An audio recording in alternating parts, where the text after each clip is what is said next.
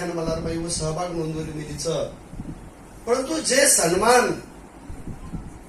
आज खऱ्या अर्थेती प्राप्त करन देरो काम जर कुणसो भारते मेहती जगे मेहती कुणसो जिल्हा की दोवी है वो जिल्हा नाम लातूर जिल्हाच आहे. आदरणीय सर, मी आदरणीय यासाठी म्हणतो की 28 ग्रंथ लिहून जो सन्मान जो मान आम्ही प्राप्त केला नव्हता किंवा जी अपेक्षा केली नव्हती, मला वाटतं ती आज अपेक्षा लातूर जिल्ह्याने पूर्ण केलेली आहे. आणि याही गोष्टीचा मला आनंद वाटतो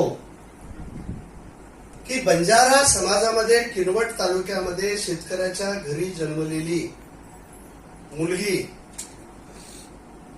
आज राज्याच्या राज्य आंग्ल भाषेच्या संचालक पदावर विराजमान आहे आणि ती माझी धर्मपत्नी आहे. आणि ती राज्याची नुसती संचालक नाही तर तिनेही 16 ग्रंथाचं खंडाचं लिखाण काम करत असताना 4 वर्षात पीजी आणि पीएचडी लग्नानंतर केलेली आहे.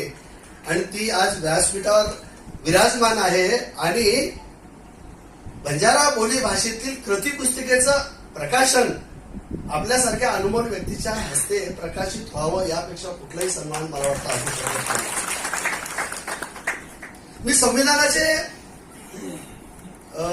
सर्व डिबेट चाललेले आहेत, युट्यूबवर ते अवेलेबल आहेत.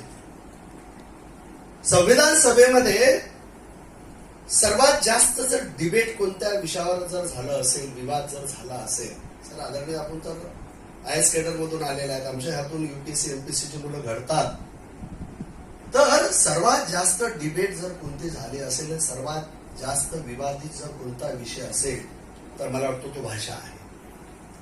परंतु